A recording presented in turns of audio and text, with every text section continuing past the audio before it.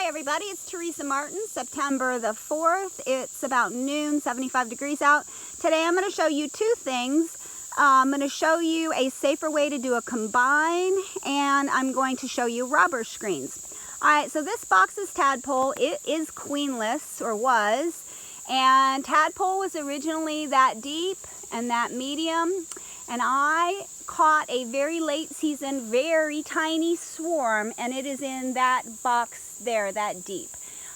So what I did was, because it has a queen, extremely valuable this time of year, September the 4th, and this hive was queenless, I did a combine. Now the common way to do a combine is a newspaper combine, where you put one or two sheets between the two boxes. And that will work, but when you have a big disparity in hive size, the swarm that I caught was so tiny. It was about softball size, maybe. It did have a queen in it, and so to do it safer and to do it in a more controlled way, rather than newspaper, you can use a screen. So you can see this screen here. It's all the way around, completely blocking this deep where the little tiny swarm was from the bottom, and you can see this bottom hive is strong, and I wanted to control when to release the queen and to really and truly join these hives. So this one piece of screen works really well. The reason one screen is because bees pass queen pheromone largely through contact. So the bees and the queen are in this box.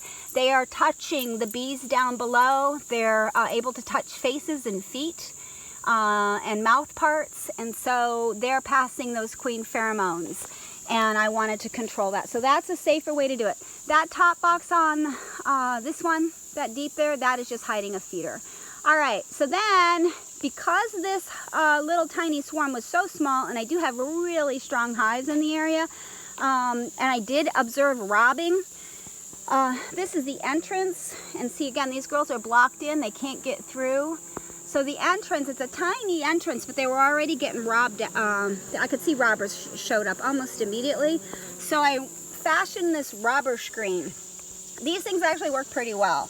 All right, so the way a robber screen works, and you can see I did this on the cheap and on the fast, but robbers want to come in through this entrance here. They are focused on the scent of the honey. I did put a couple of honey frames in here to give these girls some food. And so the robbers show up here, and the house bees, the bees that are resident to this box, they know to come and go in through the bottom, and they learn. And the reason this tape is here is it just blocks the scent. It's also a visual for the bees that are returning to remember to come kind of to the bottom of that blue tape. So it kind of has two purposes. But you can see the bees coming in through the bottom. The robbers can try and get in through the bottom, but there's just more distance. It's just easier for this little tiny colony that's in this box to defend, and it also distracts the robbers, so they come in up here. The house bees that live here, they come in, you know, through the bottom. And if you watch, you can see that girl with pollen on her. And she's trying to figure out how to get in. We can watch her for a sec. Let's see if she figures it out. And she's still trying to remember, how do I get back in my house? We'll give her a second.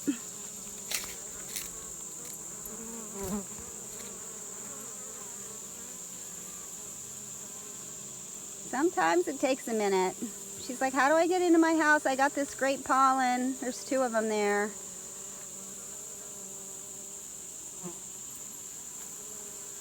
And, oh, she missed it again. All right, well, she will figure it out. All right, everybody, I hope that helps somebody. Happy beekeeping.